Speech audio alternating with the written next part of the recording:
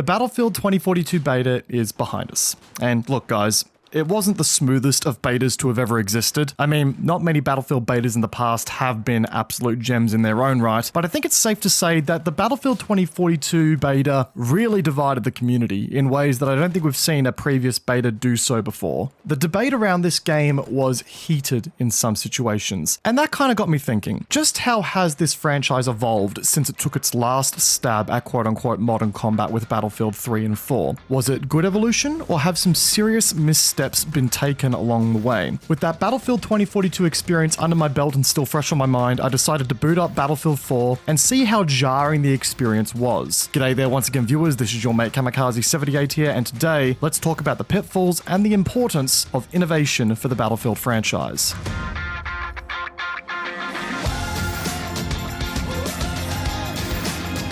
So, whenever you're developing a sequel to a franchise, especially one that is as beloved as the Battlefield one, there's a fine line that needs to be walked, right? On one hand, your next entry to the series needs to be unique enough to justify a sequel in the first place. You know, you need to look at your competitors and what the industry is doing and aim to stay relevant through said innovation. But on the other hand, you need to attract your core audience and give them a reason to move on to your new game, which is exactly why you see so much division in communities whenever sequels are announced. You know, some will welcome significant changes to keep the series fresh, and others will want to return to form just with fresh new graphics. I think it's safe to say that we've seen these points of contention at every release for a Battlefield game as of late. And while there are some games in the Battlefield franchise that are idolized today, they went through some serious growing pains and went through some changes to form that took a while to be accepted as what you would call okay by today's standards. So I kind of find myself asking a somewhat speculative question that I don't think we can answer today, and that being,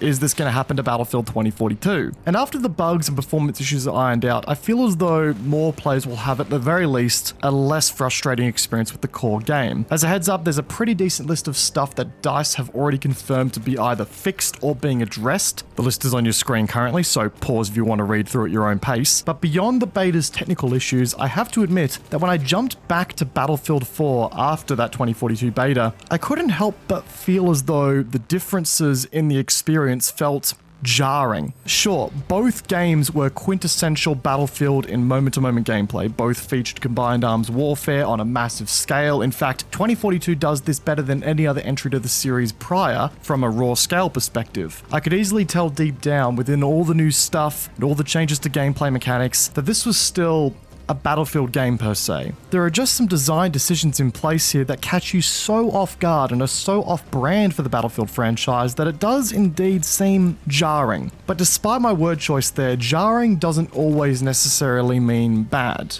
My return to Battlefield 4 immediately after playing the beta has made it apparent as to just how much the gunplay and movement mechanics have changed since Battlefield 4. And I have to say that those said changes are for the better, and I get it. Some people prefer the slower paced, more grounded shooter experience. It's how the Battlefield franchise started out. It's one of the bigger points of criticism that I've seen over the past weekend. Claims such as it's too much like Call of Duty, or it's too fast paced, soldiers shouldn't be sliding around everywhere. But here's the thing, ladies and gentlemen, the first person shooter market in general has been speeding up over the years. Players want to get to engagements faster. It's just how the industry has been going. And I know that some of you aren't going to like hearing this, but Battlefield competes in the exact same market share as your Call of Duties and Halos do. Battlefield has some unique elements on the FPS genre that help it maintain a dedicated audience and a dedicated place in the market, but make no mistake, every time these heavyweights release a brand new title, they always are aiming to trade blows with the opponent to capture some of that player base. Battlefield is not immune to this because it is Battlefield. It needs to evolve with the market to keep up with trends, and in the context of Battlefield 2042's movement and gunplay, that is exactly what's happened here. The gunplay does feel crisp, and while I do admit that recoil on some weapons could probably be a little bit punchier, there is still a solid amount of spread in the game to force less of a spray and pray mentality. Battlefield 3 and 4 were on the opposite end of the spectrum here, often forcing you to almost microburst at times where it didn't seem necessary, so I do consider this a happy medium for the gunplay. And the same goes for movement as well.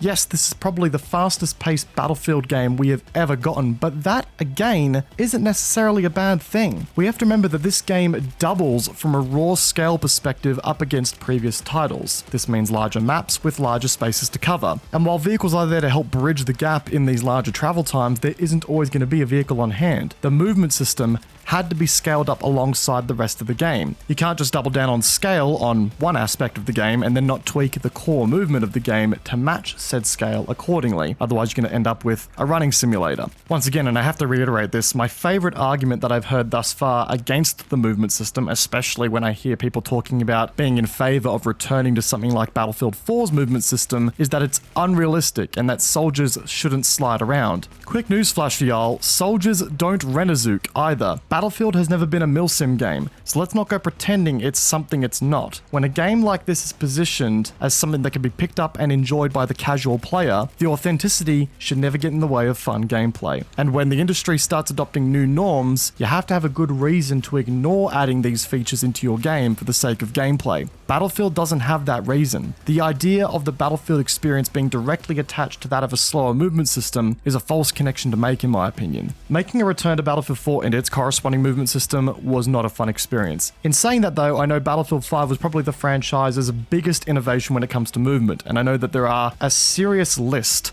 of missing features when it comes to movement in Battlefield 2042 by comparison to Battlefield 5. Things like rolling, leaning, being able to move backwards while in prone, and crouch sprinting. All this stuff that I would love to see reintegrated back into the movement system of Battlefield 2042 at the very least. But don't worry guys, the word jarring has been a common theme in this video for good reason.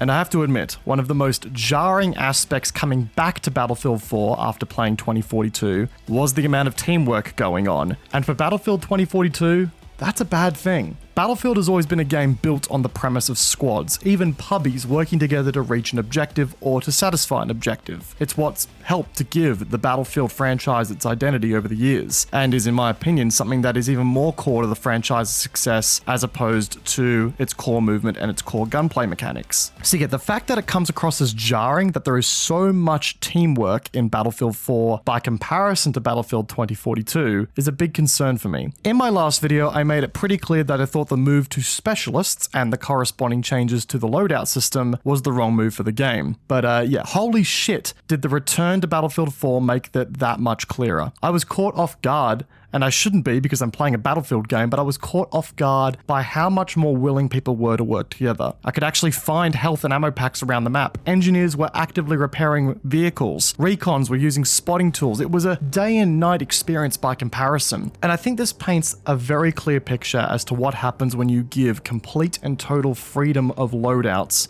to players. You are going to always have an imbalance of gear towards the more quote-unquote fun stuff, or the stuff that kills more efficiently or helps you get kills more efficiently. In Battlefield 2042, finding ammo and health packs was few and far between because everyone was trying to score epic kills with the recoilless M5 or with C5. No one wanted to play a support role because why would you? If the alternative nets you more kills, more rewards, and more ways to counter vehicles, more importantly. Unfortunately, when you remove the structure that encourages teamwork, then players will just start to act selfishly. And this, to me, has been the biggest pitfall of Battlefield 2042's innovation, and is something that sadly deviates from the game's identity in a detrimental way. My return to Battlefield 4 has only solidified that fear. You only need to spend a round or two in-game to see the difference in player mentality in action. Now, I'll be the first to admit that there may have been an element of the 2042 beta that saw a lot of people using the quote-unquote cooler stuff because they wanted to get as many fun clips and experiences in the game as possible while the beta was live for its short time. But unfortunately, Battlefield 2042 does feel like it has that sort of everyone is running around like a headless chicken vibe to it, which happens in every Battlefield game, yes, but at least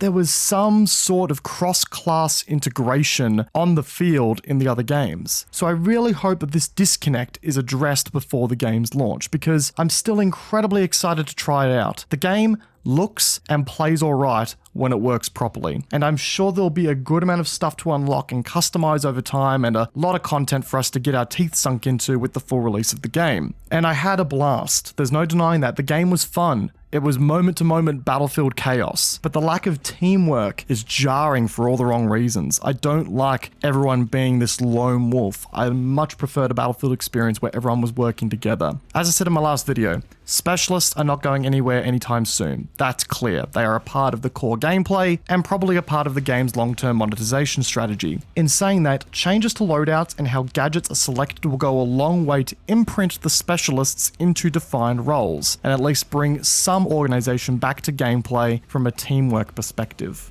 Battlefield 2042 is jarring for a lot of reasons for a lot of players in the Battlefield community. I argue that not all of these reasons that are jarring are particularly bad reasons. Again, a franchise must innovate over its years to remain competitive in the market, and sometimes when you're addressing that competition, you need to kind of take some ideas from what your competitors are actually doing in the first place. But in saying that, you still need to keep note of your franchise's image. Battlefield 2042 without a doubt still satisfies a lot of the things that make it a Battlefield game. As I said before, it's a large-scale game, much like how Battlefield 4 is. It involves combined arms warfare, it involves destruction to certain extents, and it sports some pretty interesting gunplay.